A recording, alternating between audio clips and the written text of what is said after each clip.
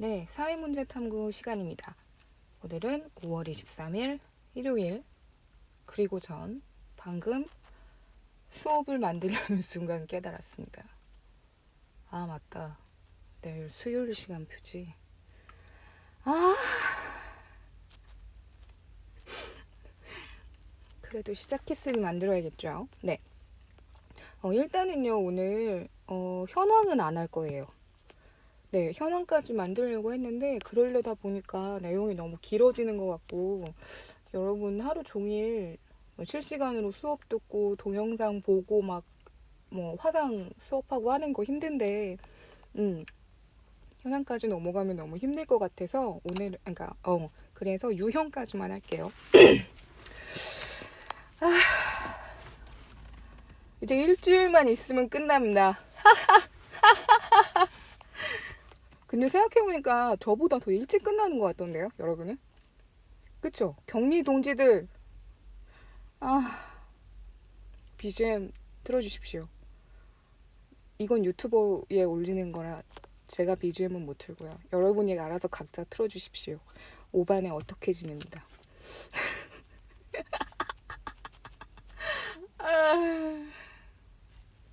아니, 가만히 듣다 보니까 요새 딱 우리 꼴인 거야, 진짜. 음. 그냥 평범하게, 그쵸? 그렇지 않아요? 교실에서 만나고 우리 교무실에서 얘기하고 했던 게 되게 평범했는데, 이게 뭐야. 말도 안 돼, 진짜. 아무튼 저는 지난번에도 말씀드렸던 것처럼 8시 반에 8시 반 35분이죠. 35분부터 시작되는 조회를 맞춰서 하기 위해, 이유는 모르겠지만 평소 출근 때와 비슷한 시간에 일어나서 비슷하게 씻고 준비를 합니다. 물론 잠옷바람이죠. 하지만 잠옷바람이 아닌 것처럼 보이기 위해 위장을 하고 네, 조회를 하고 그 다음에 뭐 강의하고 뭐 이렇게 하고, 중간에 저희 어머니가 얘가 뭘 하고 있는 건가 라고 하시면 나 지금 일하거든 막 이러면서 네. 그리고 남는 시간에는 추억 쌓기를 하고 있습니다. 제가 되게 재밌다라고 하기보다는 제가 좋아하는 드라마거든요. 이 시국 하지 말아요. 이건 그냥 취향의 문제야. 취존이야, 취존. 시효경찰이라고 되게 재밌게 아주 병맛 코미디 B급 드라마가 있는데, 일본 드라마인데요.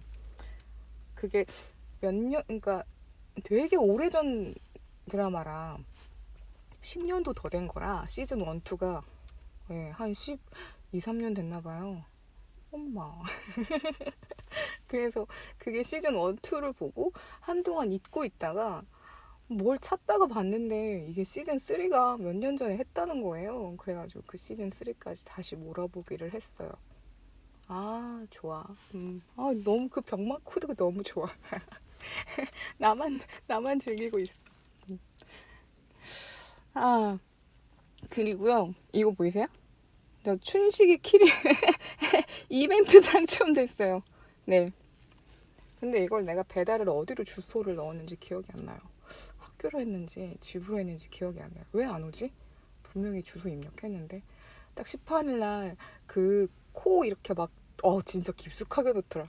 그걸 하고 뭔가 기분이 되게 애매해 뭐 이런 느낌으로 집에 오고 있는데 카톡이 와서 되게 기분이 좋았고요. 그래도 할 거 많아요. 이제 벌써 일주일 지났고요. 이제 남은 일주일 동안요. 저 이거 사놓고 아직 다 못 만들어놨네요. 이것도 만들 거고요. 네. 시간은 잘 갈 거니까요.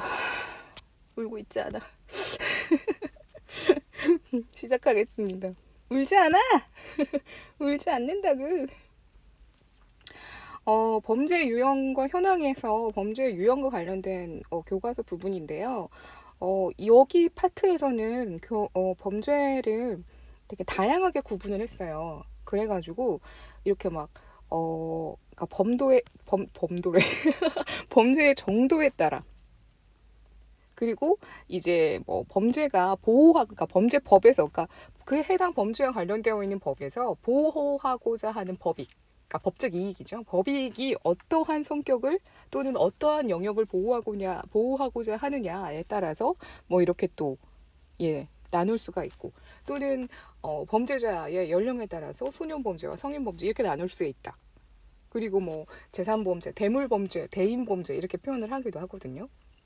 그러니까 피해를 본 사람, 그러니까 피해를 본 대상이, 그러니까 범죄의 대상이 이제 물건이냐, 그러니까 물건을 훔쳤냐, 또는 물건을 훼손했냐 이런 거, 아니면은 사람, 대인, 그러니까 사람의 이렇게 표현하니까 되게 무섭네. 사람의 신체를 훼손? 어머. 어쨌든 뭐 생명을 빼앗았느냐, 아니면 사람의 신체를 상하게 하였느냐, 뭐 이렇게 따라서도 또 이제 나눠진다라고 하면서 뭐 전통적인 범죄와 새롭게 등장한 범죄 뭐 이렇게 얘기하면서 되게 다양한 범죄를 얘기하고 있더라고요. 그래서 저는 이걸 좀 구분을 해봤어요. 네, 이게 범죄 연구소? 한국 범죄 연구소 이렇게 해서 구글을 좀 찾아보니까 좀 이게 오래된 발표 자료긴 한데 그나마 좀 명확하게 구분이 되어 있는 자료가 하나 있더라고요. 그래서 거기서 보니까 이렇게 나누더라고요. 전통적인 범죄라고 해서 5대 강력 범죄를 이렇게 나누고요. 그리고 요즘에는 특수한 범죄, 특수 범죄로 요렇게 하나, 둘, 셋, 넷, 다섯, 여섯, 일곱, 여덟, 아홉, 10개요? 아니죠? 하나, 둘, 셋, 넷, 다섯, 여섯, 일곱, 8개. 8개를 이렇게 나누더라고요. 그러면서 여기 범죄 피해자가 없는 범죄. 요거랑 관련되어 있는 읽기 자료가 있길래 이렇게 해서 제가 교과서에서 가지고 왔고요.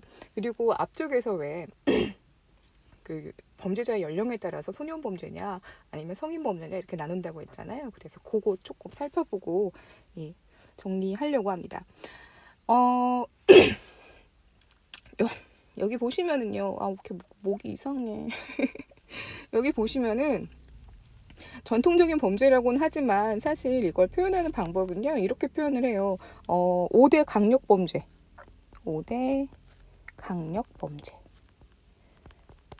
그러니까 주요 범죄라고 하기도 그렇고 전통적인 범죄다라고 얘기를 하면 이거는 우리가 전 시간에 얘기했던 범죄의 상대성에서는 많이 벗어나는 의미라고 생각하시면 돼요.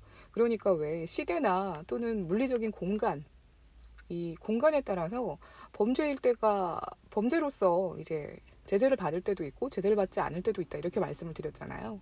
근데 요 5가지만큼은 적어도 우리가 법이라고 하는 걸 통해서 또는 사람들이 좀 보호하고자 하는 것 또는 이것만큼은 절대로 하면 안 돼 라고 생각하는 보편적인 범위 안에서의 어떤 범죄라고 생각을 하시면 되거든요. 요거는 글쎄 자신 있게 말하자고 얘기하면 100%는 충족할 수는 없지만 왜냐하면 자료를 다 안 찾아봤어. 이렇게 얘기했는데 뭐 선생님 찾아보니 남미 아마존의 어느 거기에서는 뭐 절도가 뭐 범죄로 인정되지 않는다고 합니다. 뭐 절도는 하나의 뭐 영웅이 가질 수 있는 훌륭한 미덕으로서 뭐 이렇게 얘기하면 할 수 없잖아. 그렇지만 거의 대부분의 법이라고 하는 그런 어떤 형식을 가지고 있는 국가 안에서 사회 안에서는 이 5가지만큼은 보편적으로 절대적으로 범죄라고 하는 것으로 딱 규정하고 있다는 것만큼은 확실하게 얘기할 수 있을 것 같아요. 요거 5개만큼은 절대 안 돼. 이렇게 얘기하는 거죠. 자, 그래서 국내 주요 형법을 중심으로 얘기한다라고 하는 건 그래서예요. 이제 국가마다 또는 사회마다 조금씩 다를 수도 있으니까 일단 살인 나오죠. 예, 그러니까 타인의 생명을 불법적으로 빼앗는 행위. 그래서 가장 큰 죄입니다. 우리나라에서는 아마 10년 이상의 유기징역? 10년에서 사형까지도 가능할걸요. 예. 너무 무서운 일이죠. 그리고 이거는 솔직히 인원수로 세지는 피해자는 살인 피해자로서의 그 인원수겠지만 그 살인 피해자에 연관되어 있는 사람들이 굉장히 많잖아요. 그러니까 가족들, 친구들, 그리고 그 주변에 있는 다양한 관계를 맺고 있는 사람들, 그 사람들에게까지도 굉장히 부정적인 영향을 끼치는 행위이기 때문에 이건 단순히 어떤 사람이 한 명의 생명을 빼앗았다라고 한다는 건 한 명에게만 피해를 줬다고 보는 거는 너무 좀 제한적이다라고 얘기를 하고 있어요. 교과서에도 그렇게 설명을 하고 있고 저 역시 그렇게 생각을 하거든요. 요거는 한 한 명의 생명을 빼앗았다는 건 꼭 그 한 명만큼의 문제를 일으켰다라기보단 그 한 명과 관계되어 있는 아주 가까운 사람들에게까지도 피해를 발생시켰다는 거기 때문에 굉장히 심각한 범죄다라고 인식을 하셔야 되고요. 굉장히 놀랍게도 아는 사람에 의해서, 가까운 사람들에 의해서 이루어지는 경우가 많다고 합니다. 되게 무섭지 않아요?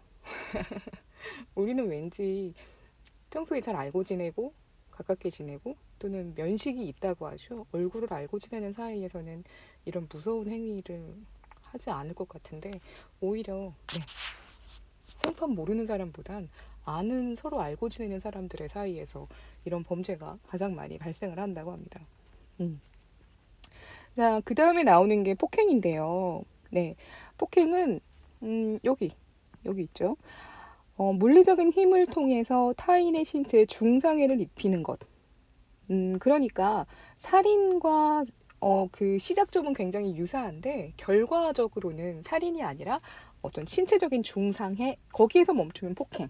근데 정말 생명까지 빼앗아가는 결과로 연결됐다. 그럼 그때는 이제 살인 이렇게 규정을 한다는 거죠. 이제 단순히 폭행 그러니까 시비가 서로 있었고 그래서 뭐 일방적으로 또는 쌍방에 의한 폭행 이런 것도 근데 요즘엔 그렇게 막 싸우는 거 언론에 보도되진 않죠. 요즘에 가장 크게 문제되는 건 말 그대로 가정 안에서, 학교 안에서, 그러니까 가장 안전하다고 생각이 되는 곳에서 발생하는 폭행, 범죄. 이게 참 아이러니하게도 많이 발생을 하고 있죠. 그리고 또 혐오에 따라서 요즘에 또 이 시국 코로나 때문에 이 해외에 체류하고 있는 우리 한국 교포들이 굉장히 혐오 범죄의 대상이 되는 경우가 많잖아요. 이 혐오 범죄의 대상자로서 피해를 보는 경우도 굉장히 많기 때문에 폭행의 범죄. 그리고 강도 있습니다. 재물이 목적인 거예요. 그러니까 피해자의 재물을 취하려고 폭력을 행사하겠다고 위협하거나 폭력의 위협을 하거나 아니면 폭력을 행사했을 때 그때 이제 강도라고 얘기를 하는 거고요. 절도는요, 그러면? 절도는 그냥 물건만 가지고 오는 거예요. 그러니까 아무도 없는 데에서 물건을 가지고 왔어요. 그럼 절도. 근데 재미있는 건 그 물건을 가지고 오기 위해서 무언가 다른 행위를 했어요. 그러니까 묶여져 있는 물건이라 내가 그걸 가지고 오려고 그 묶여져 있는 끈을 또는 뭐 자물쇠를 뭘로 부시고 가지고 왔어요. 그러면 특수절도. 신기하죠. 그쵸? 근데 그 물건을 사람이 가지고 있었어요. 또는 지나가는 사람에게서 물건을 빼앗기 위해 야, 내가 너 뭐 때릴 거야? 아니면 뭐 칼로 찌를 거야? 뭐 이렇게 위협을 하거나 아니면 실제로 지나가는데 갑자기 툭 때리고 그 사람의 뭐 지갑을 가지고 왔어요. 그러면 이제 강도. 이렇게 되는 거죠. 그래서 그냥 이거를 아까 전에 제가 맨 처음에 범죄를 볼 때 대상을 무엇으로 하느냐. 그러니까 물건을 가지고 온다던가 뭐 이렇게 훼손한다던가 하는 대물 범죄. 또는 사람을 대상으로 하냐 대인 범죄 이렇게 얘기했잖아요. 그러니까 재산상의 어떤 범죄로 보면 굉장히 내가 어떻게 해서 저 사람이 가지고 있는 물건을 가지고 오고 또는 빈집이라고 생각해서 들어갔지만 사람이 있을 경우에 나는 그 사람을 어떻게 제압할 것인가 굉장히 사전에 계획하고 계산적으로 범행에 대해서 미리 준비를 하고 간다는 거죠. 그렇기 때문에 그냥 순간적으로 욕심이 나서 가지고 왔어요. 이렇게 얘기할 수 있는 수준의 것하고는 굉장히 도가 다른, 레벨이 다른 종류라고 생각을 하셔도 괜찮을 것 같아요. 그래서 단순히 위협의 수단이라기보다는 강도 행위 중간에 실제 폭행으로 연결되거나 폭력을 행사하는 경우가 많기 때문에 우리나라에선 강력 범죄로 구분하고 이것은 재산을 대상으로 했다기보단 사람의 신체를 대상으로 한 게 좀 더 크다. 신체의 안전을 위협하는 게 더 큰 문제다라고 생각을 하는 그런 입장을 취하고 있대요. 그 다음에 이제 뭐 간간이 바로 나오니까 좀 그런데 성범죄죠, 성범죄. 네. 물리적, 사회적으로 위협하거나 폭력을 행사하거나 심리적, 육체적으로 또는 경제적으로 압박하고 성적 결정권을 침해하는 행위. 그러니까 요즘에는 단순히 상대방의 동의, 그러니까 상대방의 동의를 구하지 않은 상태에서 억지로 이렇게 하는 경우들, 그런 것만의 어떤 좁은 의미에서의 그런 어떤 성범죄를 인정해왔던 게 사실 아주 예전에 과거 우리나라 사회에서의 어떤 그런 문화였거든요. 그래서 이런 성범죄와 관련돼서는 굉장히 그런 게 다 있어? 라고 할 만큼 제 기억이 맞는지 모르겠는데 2000년대 초반이었던 것 같아요. 1990년대 아니 2000년대 초반에 실제로 여고생이었나를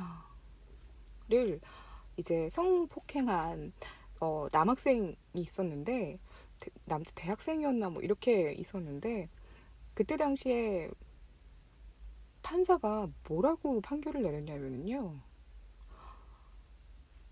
이걸 이제 성범죄자로 이 남자를 낙인 찍으면 이 남자의 앞으로 갈 길 구말리고 앞길이 창창한 사람인데 막힌다. 이제 앞길 막힌다. 그리고 어차피 너도 피해자인 너도 성범죄 피해자로 살면 사람들이 수군거리고 시끄럽지 않겠냐. 그러니까 이것도 인연인데 뭐 이건 제 표현이에요. 이왕 이렇게 된 거 서로 합의하고 지금은 합의를 해도 벌을 받아요. 예, 반의사불벌죄 아시죠? 뭐 이렇게 표현되는 거. 그러니까 예전에는 성범죄가 피해자하고 가해자하고 합의를 해서 피해자가 고소를 취하하면 더 이상 법적으로 제재를 할 수가 없었거든요. 근데 요즘에는 피해자가 고소를 취하하고 싶다고 해도 그래도 그건 계속 유지가 돼서 끝까지 가요. 대신 피해자에게 가해자가 합의를 하려고 해서 피해자의 다시 어떤 원상 일상으로서의 어떤 일상으로 복귀할 수 있도록 이렇게 노력을 했다. 어떤 사과하는 마음을 보였다라는 거에서 양형이라고 하죠. 형량이 결정되는 데에 좀 영향을 주는 거지 고소를 취하하고 합의를 하면 끝 이거는 아니에요. 근데 옛날에는 그랬거든요. 그러니까 고소 취하하고 그냥 서로 둘이 결혼해서 사는 게 어떻겠냐 이렇게 판결을 내린 적도 있었대요. 이렇게 서로 이제 합의하라고. 어차피 이렇게 된 거 말이 돼요? 말이야 방구야. 지금에서의 큰일. 와. 죄송합니다. 괜히 흥분했어.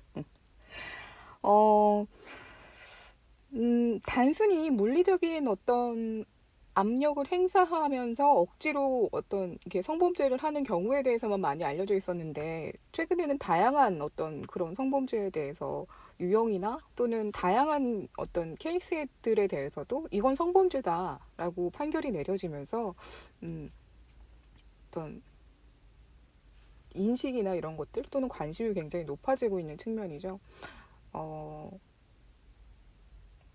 서로 상대방에 대한 존중이 가장 중요한 것 같아요. 그러니까 남자니까 모두 다 성범죄를 저지를 수 있어. 이건 아니에요. 실제로 통계를 보면 여성이 피해자인 경우가 높긴 하지만 상당 부분 남성이 피해자인 경우도 굉장히 많아요. 우리가 일반적으로 뭐 성범죄 피해자는 다 여자 아니야? 그렇게 생각하는데 아닙니다. 많은 숫자의 남성 피해자들도 실제로 존재하거든요. 그러니까 어떤 다양한 방법으로 상대방에게 강압적인 어떤 그런 영향력 여기 써 있잖아요. 그러니까 물리적이거나 사회적이거나 이런 것뿐만 아니라 경제적으로도 압박하고 막 이런 것까지. 그러니까 되게 다양한 케이스들이 발생할 수 있는 거죠. 그래서 나쁜 거예요. 결론 나쁜 겁니다. 자, 그리고 나오는 게 절도요. 타인 소유의 재물을 불법적인 방식으로 얻거나 휴대하는 행위. 그러니까 폭력이 빠져 있으면 이제 절도. 근데 폭력이 들어가 있으면 이제 강도. 이렇게 되는 거죠. 그러니까 되게 닮아 있는 모습이죠. 살인이랑 폭행은 굉장히 닮아 있는 모습이고 강도랑 절도도 굉장히 닮아 있는 모습이고 그러니까 살인과 폭행 같은 경우 폭행 같은 경우는 그 결과에 따라서 그리고 강도와 절도 같은 경우는 그 행위를 실행하는 과정에서 물리적인 힘이나 폭력이 들어가 있느냐 안 들어갔느냐 뭐 이런 거에 따라서 구분을 하는 것 같습니다. 근데 문제는 이 절도가 습관적으로 연결될 가능성이 높다는 것 때문에 그래서 전문가들은 위험하다 그렇게 얘기를 한대요. 그리고 실제로 우리에게 익숙하게 알려져 있는 그런 유명한 범죄자들 있잖아요. 그런 범죄자들도 보면 처음에는 이런 절도에서부터 시작을 하는 경우가 많았대요. 그러니까 아주 작은 것을 대상으로 한 절도를 하는 과정, 절도가 또 절도로 이어지고 하다가 그러다 예상하지 못하게 아이고 화면이 들어왔어. 예상하지 못하게 어떤 사람이 나와버리면 그때 절도가 강도가 돼버리고 그러다가 강도를 목적으로 들어갔다가 뭐 이제 살인이 되기도 하고 폭행이 이어지고 살인이 되기도 하고 뭐 그런 경우들이 많다고 하더라고요. 그래서 절도도 굉장히 위험하다. 그렇게 볼 수 있고요. 특수범죄로 조직범죄, 화이트칼라 범죄, 정치, 하이테크, 사이버, 표적, 피해자 없는 범죄, 환경범죄. 와, 뭐 되게 많다. 그쵸? 이 다음에 요거니까 이건 제가 그냥 조사해 온 걸 한번 그냥 설명만 해드릴게요. 조직범죄는요. 이런 거래요. 그러니까 한 사람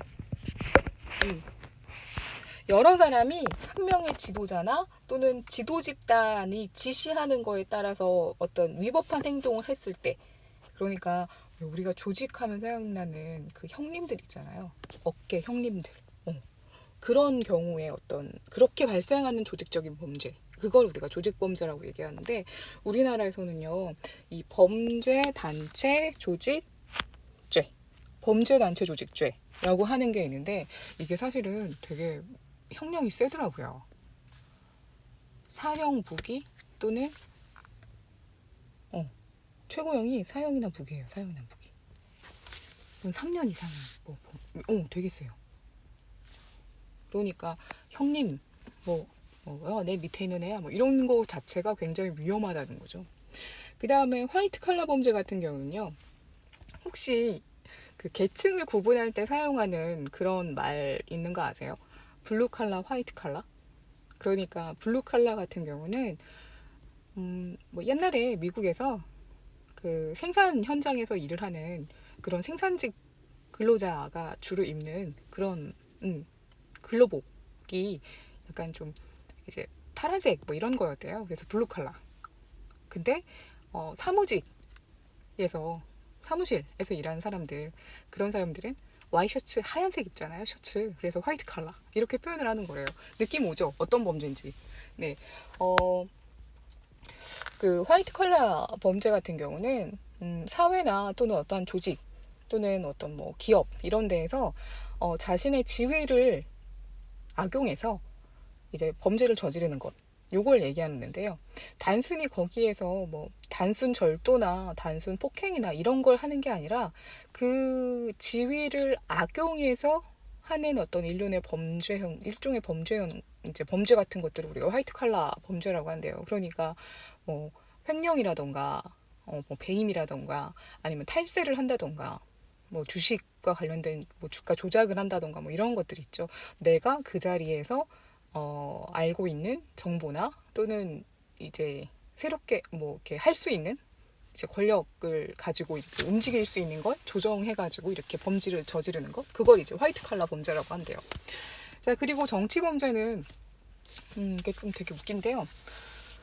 정치 체제 그러니까 한 사회나 국가 안에서의 이제 틀이죠. 정치 체제를 이제 새롭게 좀 바꾸거나 좀 위협하거나 하려고 하는 일종의 여러 가지 범죄들을 얘기한대요. 그러니까 대통령을 아니면은 이제 새로운 나라를 만들자 이렇게 하는 일련의 그런 어떤 범죄 행위들이 있죠. 딱히 우리나라에서는 이게 어떤 법이다 이런 게 정치 범죄다 이렇게 나와 있지는 않은데요. 관련되어 있는 법들은 형법이나 이런 거에서 좀 다루고 있는 법들이 있다고 하더라고요. 그리고 하이테크 범죄는 요즘에 우리가 제일 많이 당하는 거, 피싱, 스미싱, 파밍 이런 거 있죠. 그러니까 모르는 번호로 온 문자 링크 절대로 누르지 마세요. 이상한 어플 설치하지 마세요. 택배 조회 어플 설치하지 마세요. 뭐 이런 거 있잖아요. 그러니까 악성 코드를 상대방이 모르게 이제 설치해가지고 개인정보를 빼돌린다던가 아니면 소액 결제를 시킨다던가 하는 그러한 어떤 기술적인 거, 해킹 뭐 이런 거 있잖아요. 그런 걸 하이테크 범죄라고 하고요. 그럼 밑에 있는 사이버 범죄는요? 요거는 하이테크 범죄보다 조금 더 범위가 넓은 걸 얘기하나 봐요. 그러니까 사이버 공간상에서 벌어지는 모든 종류의 범죄를 얘기하는 것 같고, 하이테크 범죄가 사이버 범죄의 안에 조금 들어가는 느낌인 것 같아요. 그래서 우리나라에서는 하이테크 범죄라는 얘기보다 사이버 범죄라는 이름으로 더 좀 폭넓게 쓰는 것 같더라고요. 그러니까 어떤 기술적인 부분, 하이테크잖아요.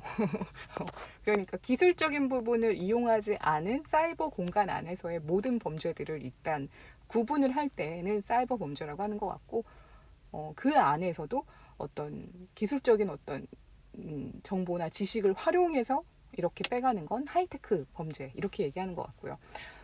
사이버 범죄는 뭐 제일 잘 하고 있잖아요. 우리가 알고 있는 거 있잖아요. 오늘도 평화로운 중고나라.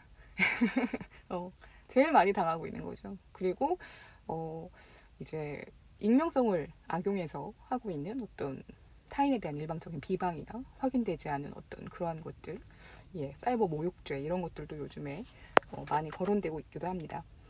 표적 범죄라고 하는 건 대상이 정해져 있는 그런 어떤 종류의 범죄를 표적 범죄라고 합니다. 대상을 지정해 놓고 저 사람 이제 그러니까 딱히 대상이 없는 상태에서 벌어지는 그런 범죄라기보다는 특수한 형태의 범죄를 얘기하는 거니까, 그렇죠?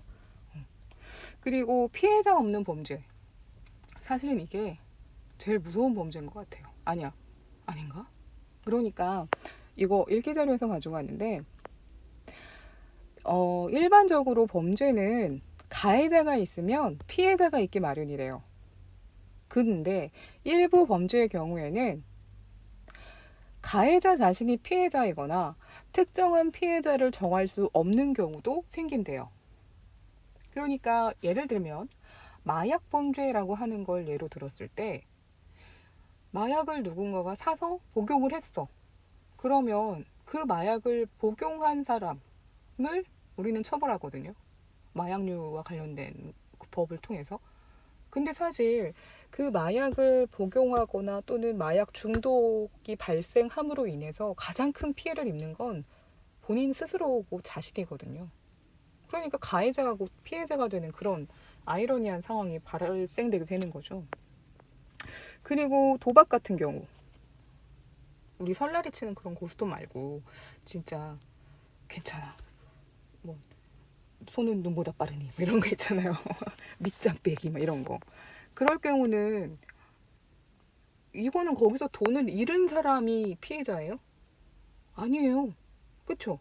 돈이 딴 사람이 가해자예요? 아니에요. 둘 다 올바르지 못한 걸 목적으로 하여서 만났기 때문에 이건 가해자도 피해자도 없는 거예요. 둘 다 나쁜 놈이에요. 둘 다 나쁜 놈. 돈을 잃은 놈도 나쁜 놈, 돈을 딴 놈도 나쁜 놈. 그렇기 때문에 누가 피해자고 누가 가해자인지를 정하기 어려운 범죄. 이럴 때에도 이거 피해자가 있다고 할 수 있나? 이렇게 얘기한다는 거죠. 자, 그래서 피해자가 없는 범죄. 그리고 환경범죄 같은 경우는 잘 아시는 것처럼 환경오염과 관련돼서 발생하는 일련의 범죄들을 얘기합니다. 뭐 대기오염과 관련되거나 아니면 뭐 수질오염, 그리고 층간소음, 뭐 이런 것들, 이러한 것들을 또는 폐기물을 몰래 갖다 버림으로 인해서 환경범죄도 무섭죠. 그렇습니다. 너무 자세하게 하고 있는 건가? 자, 그리고 마지막으로요. 범죄자의 연령에 따라서 우리가 연령이 어린 소년, 여기서 얘기하는 건 만 나이에요. 만 10세 이상 19세 미만에 의해서 발생하면 우리가 소년 범죄라고 얘기를 하는데, 여기 보이시나요? 이 소년 범죄를 구분할 때도 10세, 14세, 19세 이렇게 얘기를 합니다. 구분을 해요. 이 14세가 작년에 정치와 법 배우신 분들은 아실 텐데 뭐죠? 형사 미성년, 그쵸? 그러니까 만 14세 미만은 형사법으로 이렇게 처벌할 수가 없는 대상자예요. 그러니까 우리가 이전 시간에 얘기했던 범죄가 성립하는지를 따져보는 그런 단계에 있었잖아요. 구성 요건이 충족하는지, 위법성이 있는지, 그리고 책임성이 있는지 그런 것들을 모두 다 따져봤을 때 만 14세가 미만인 그런 소년이다 그러면 책임성이 깨져버리기 때문에 범죄가 안 돼요. 그래서 요 이게 안 되는 거예요. 그래서 교육이나 보호 처분 정도밖에 떨어지지 않습니다. 그리고 10세 미만이면 처벌이 아예 안 됩니다. 그러니까 관련되어 있는 교육이나 보호 처분이나 이런 것도 없이 10세 미만이면 그냥 다. 얘는 완전히 애기야, 애기. 그리고 만 14세 같은 경우는 아직 질풍노도기의 시기이기 때문에 그러면은 일단은 소년법에 의해서 무언가 재판을 하고 거기에 따라서 장단기형이라고 하는 부정기형까지 내릴 수 있는 것, 그쵸? 만 14세 미만이라고 했으니까 만 15세부터 가능하게 되는 거죠. 근데 이것도 참 말이 많아요. 이 형사 미성년이 만 14세, 이게 생일이 안 지났으면 16살까지도 가능한 거거든요. 생일 안 지났으면은 2살 빼는 거니까. 아닌가? 아니다. 14세 미만이면 13세까지죠? 그러면은 만 15세, 아니다. 15세, 15살까지 가능한 거거든요. 14, 만이니까 14세는 빼야 되는 거죠. 그러면, 솔직히 모르냐고. 진짜 몰라? 진짜 그때 다 우리 질풍노도기였습니까? 사실, 전 세계의 OECD 국가나 뭐 이런 국가들 대상으로 또는 이제 소년법이라고 하는 걸 적용하고 있는 국가들을 대상으로 찾아봤을 때 이 형사 미성년의 나라가 형사 미성년을 적용하고 있는 나라의 연령대를 찾아보면 사실 우리나라가 굉장히 좀 높은 편이라고 얘기를 하더라고요. 이게 우리나라 법이 만들어진 그 처음에 정해졌던 그때의 기준으로 해서 아직 그 바꾸지를 않았기 때문에 이게 거의 한 60년, 70년 이상 된 내용이거든요. 그러니까 60년, 80년 전에 만 14세, 그러니까 13살, 14살, 15살은 애기 했을지도 몰라. 그때 질풍노도기를 경험했을지도 몰라. 근데 그 사이에 엄청나게 많은 것이 발달했고 변했고 지금에 왔는데 그때랑 똑같을 수 있을까라고 하는 거죠. 가장 가까이 있던 국가죠. 일본 같은 경우도 이 소년법에 대한 기준이 우리랑 비슷하게 높았다가 이 청소년에 의한 잔인한 범죄들이 굉장히 많이 이제 발생하게 되면서 이 형사 미성년의 연령을 제가 알기로는 9살인가로 낮춘 걸로 알고 있거든요. 우리는 좀 높은 편이래요. 그래서 좀 이걸 다시 개정해야 된다. 뭐 이런 얘기가 있는데 제가 뭐 때문에 그러냐면 이 부분 때문에 이거는 다음 시간에 해야겠구나라고 생각을 했어요. 왜냐하면 여기 절도와 같은 재산 범죄가 큰 비중을 차지하고 생계보단 이제 유흥이나 쾌락을 위한 범죄. 이 부분이 조금 다르더라고요. 우리 교과서가 이게 좀 나온 지 되고 내용을 아직 수정을 안 하셨는지 제가 요 다음 부분을 만들면서 그 법무부에서 나온 그 19년도 하고 20년도까지 이제 범죄 현황 같은 걸 조사해서 나온 범죄 백서 뭐 이런 거 찾아보니까 아니더라고. 절도가 아니더라고. 그래서 이 부분을 같이 그걸 이제 교과서 내용도 대충의 추이는 비슷하거든요. 교과서에 나와 있는 그래프나 이런 것도 비슷하긴 한데 조금 거기에서 이제 유형이 바뀌는 것들이 나오다 보니까 그런 걸 같이 보는 게 좋겠다 싶어서 그래서요. 네, 여기까지만 하겠습니다. 다음 시간에 연결해서 할게요. 요즘 저는 진짜 완전히 먹고 놀고 큰일 났어요. 진짜 작년이랑 올 초까지는 잘 버텼는데 정말 드디어 확진자가 되는 것인가. 네, 그런 불안한 요즘을 보내고 있습니다. 그리고 알고 계실걸요? 제 수업 들으시는 분들은 맨날 저 집에 가고 싶다가 입에 붙어 있잖아요. 아침부터 끝날 때까지 계속 학교 끝날 때까지 집에 가고 싶어 집에 가고 싶어. 그래서 심지어는 이제 1교시예요 라고 진심으로 얘기해주는 친구들도 있는데 근데 요즘엔 나가지 말라고 막 어플 뜨고 하잖아요. 그러니까 왠지 이제 막 아씨 나가고 싶은데 막 이런 생각 드는 거 있죠. 되게 사람이 인간이란 참 신기한 존재예요. 그쵸? 네. 자, 경제동리들 우리 격리 풀리면 하고 싶은 리스트를 한번 작성해 봅시다. 그래봤자 과연 격리 풀리면 우리는 또 게을러지긴 하겠지만 어쨌든 요즘에 저는 격리 풀리면 바다 보고 싶어. 근데 저 바다 보고 싶어를 한 2년째 얘기하고 있는 것 같아서 반성하고 있는 중입니다. 네, 오늘 여기까지 할게요. 다음 시간에는 수행평가하기로 했으니 여러분은 이 영상을 금요일날 보겠군요. 그럼 우리 격리 끝나면 만나겠구나. 아 즐거워. 네, 그럼 이번엔 교실에서 만나는 걸로 하죠. 고생했습니다. 여기까지 할게요.